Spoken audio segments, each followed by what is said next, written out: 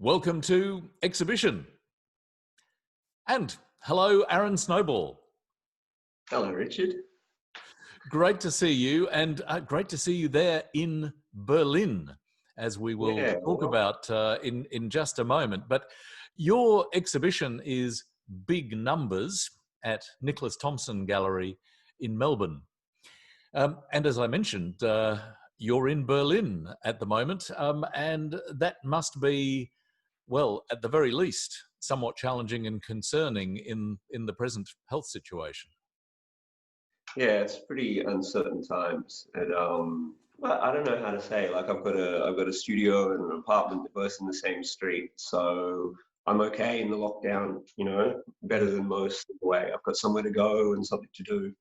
Not being able to get back to Australia is a bit concerning sometimes, Mm. and Why did you decide to spend a substantial amount of time in Berlin in the first place? just it's the way that life goes somehow. I was living in Brisbane and teaching at art school and like exhibiting, and I had quite a comfortable existence looking back. But I got a residency in Rome through the Australia Council, and so I thought, well, I'll go and see what Europe is like, and see art history and like spend some time traveling. And so after the residency, I came to Berlin, where some friends had an apartment that I could stay, and I heard about the artist visa. So I thought I would travel and and see all the art and stuff.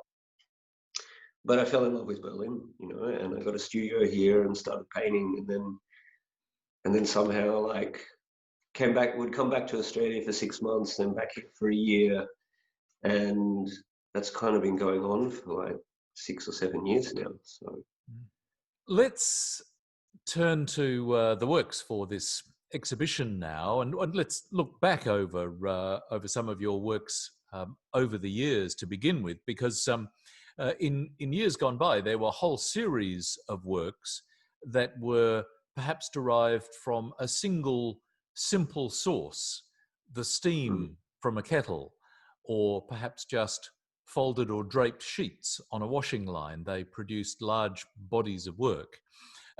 What are the genesis points for the works, the range of works in this exhibition? So yeah, with my painting, I think I often sort of focus in on something and try and push away the other things, like with the steam paintings or the sheet paintings, and just kind of really explore what can happen within that. And I suppose you end up then with a space between the paintings as well as a space inside the painting.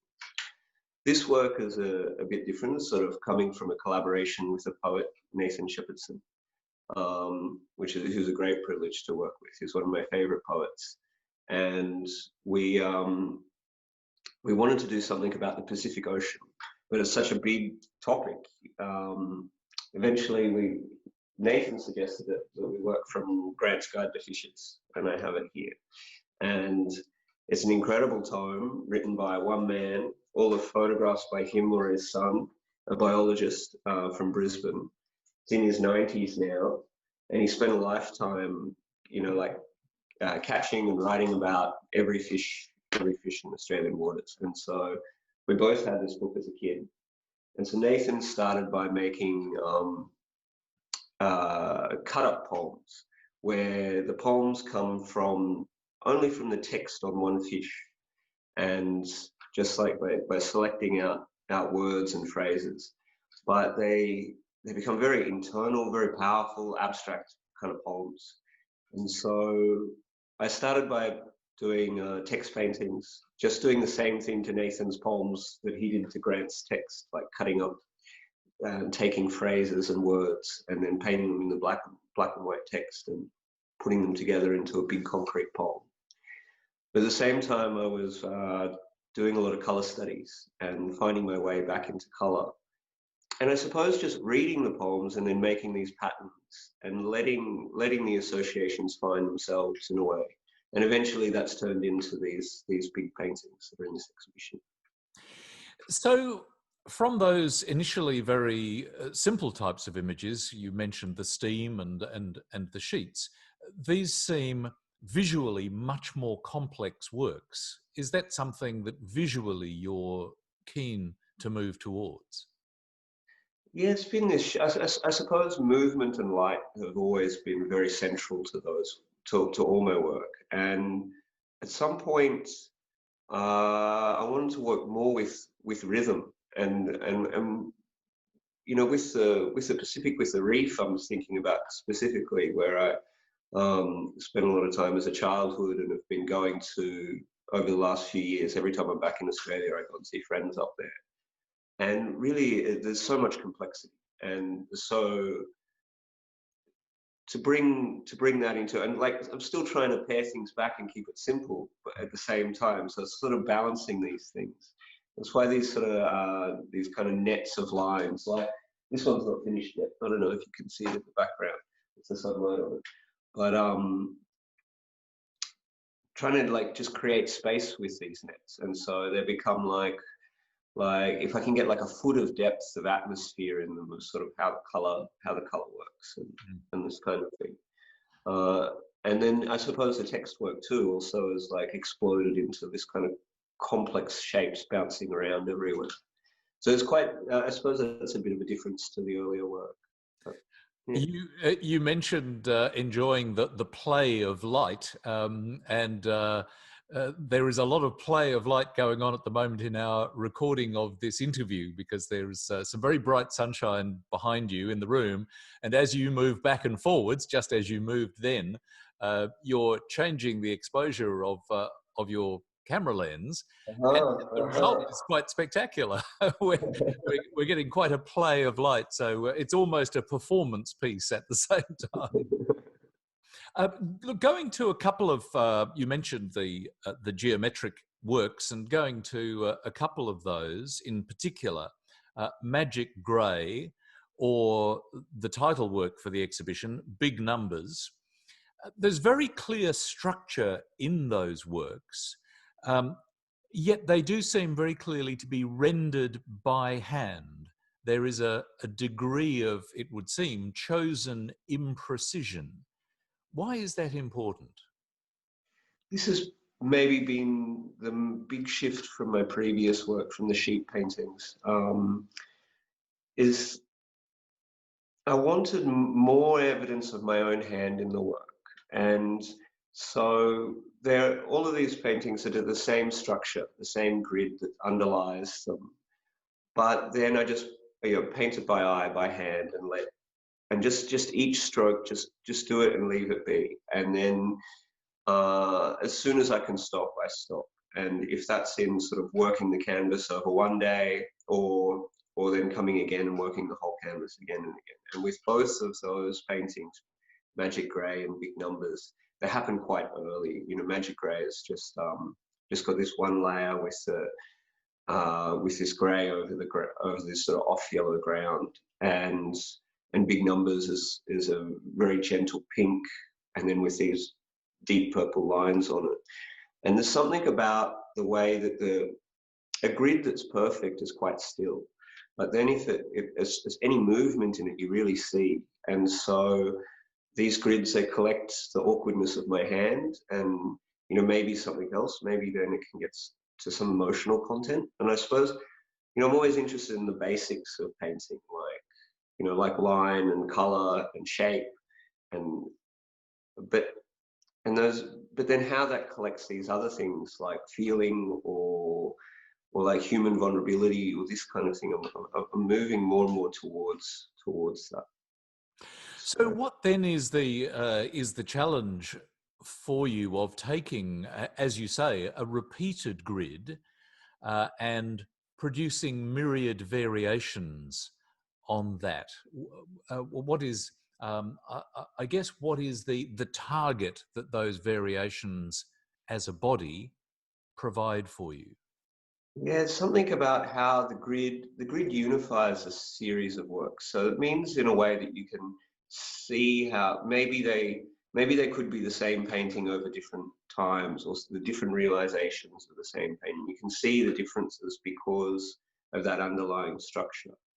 Uh, and at some point it shifts. I mean, I suppose I like to work in that serial way, in the way that maybe minimalists used to work in, but and follow a kind of process.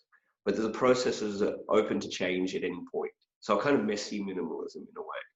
And with the final painting in the series, Points in a Puddle, somehow the lines started to break the grid. The diagonal lines then went to the next point in it, and it opens it up again into more geometric kind of shapes moving around in the space.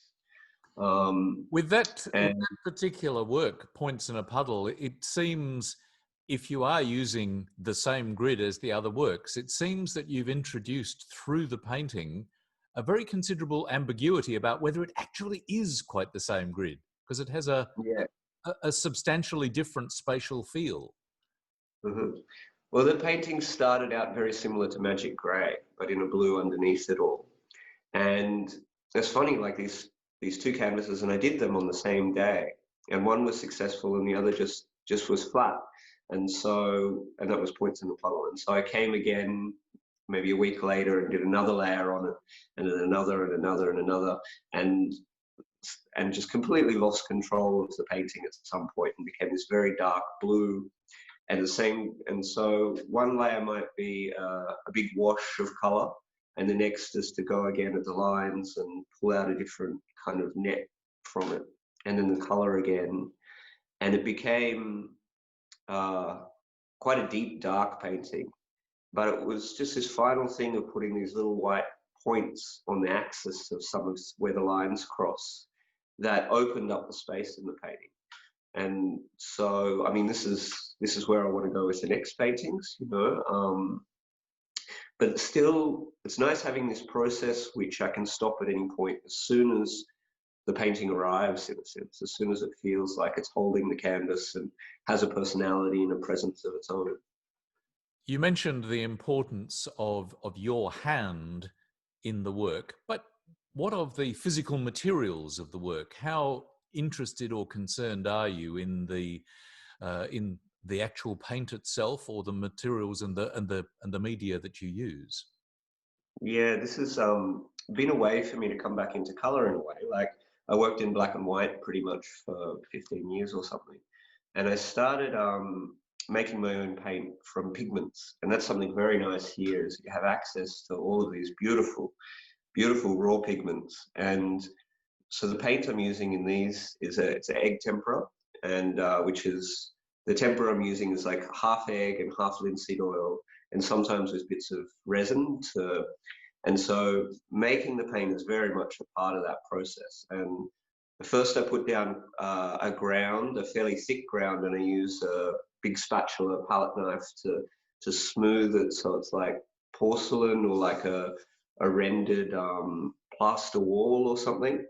And it's a very porous matte surface, and I'm able to work then over that quite thin or thick, but it means that I don't know, you really feel the quality of that pigment. It's quite matte and but quite saturated with color as well. And that's that's been my entry back into color. It's sort of been trying to understand it at this sort of quite elemental level, I suppose. The basis of the material. Going back to your collaboration with Nathan Shepherdson and the words of his poetry, um, what is the attraction for you of a foundation of text or words for a visual work that you're going to produce? It's a curious thing because you know, like I'm into abstract painting, you know, and so words are sort of almost the opposite of that. They contain so much meaning, but the way that I'm painting the text is to turn it back into its sort of elemental shapes, like like semicircles and circles and triangles and squares. But it's still readable. So it's curious having this kind of double meaning going on in the painting. You know, there's one that's the sort of meaning of the words and how they combine to, and become this kind of profusion of pointing in different directions. And then the other is this sort of visual, what's happening visually with the work and how that's moving the eye around the canvas. That's a very interesting process, and also this process of translation, like what is being translated from the fish book into the poems, into the paintings, and what is being transformed in that process, or what new things are arriving. In terms of transformation, at what point do the words that you see or that you're supplied with actually transform themselves in your mind into visual symbols rather than spoken language? This is a curious thing to happen. I end up sometimes little visual puns happen. Is a good example. Like the word deep, when you paint it in this font, ends up being two semicircles on either side of a window, and so this has become like a strange, like an odd pun for myself, where like this window becomes the canvas with maybe the moon like swinging around it. And so it's sort of trying to unpick language in a way down to it, down again to this basis where it's just forming itself out of the geometry, but also then forming this kind of association. You very clearly seem to enjoy the words and the evocative nature of the poetry, but the works that you then produce have an intellectual and an exploratory rigor to them as well. But how important to you is the aesthetic of those works rather? Of the paintings, Yeah. yeah. I mean, I want to make beautiful paintings. I want to make paintings that you can just fall into, that are somehow quiet and gentle, and I feel in a way that rigor is important to be able to do that. Um, and it might be just the rigor of following a process and allowing for the work to emerge itself. When I try and control the painting too much, or like follow a preconceived what I think I want it to look like, I can really feel it in the work, and it always comes out flat. And so, in a funny, like reverse way, by having a kind of strict process to start with, the kind of rigor to it, it allows for that, for something to emerge. Yeah, and So yeah, with that appreciation that you were expressing for the beauty of the paintings themselves, works as you said that you want people almost to be able to fall into. What does that say about how important you think the relationship with the viewer of the paintings is? What do you hope to trigger in the viewer of these works? well, I mean, a painting is only really an artwork when somebody is looking at it. Otherwise, it's just canvas and color.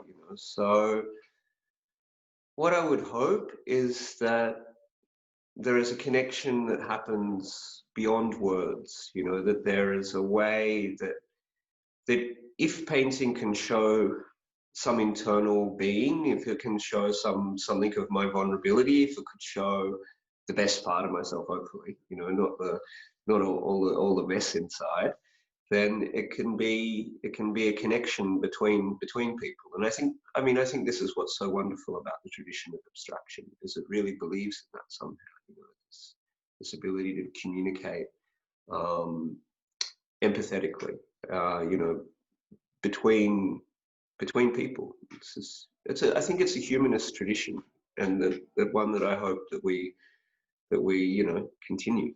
Well, that communication between us has been a wonderful thing to experience between you there in Germany and me also here in Australia. And that has also given us some terrific insight into the works in this exhibition. So, Arryn Snowball, thanks very much for sharing your exhibition with us. Thank you, Richard. It was a real pleasure.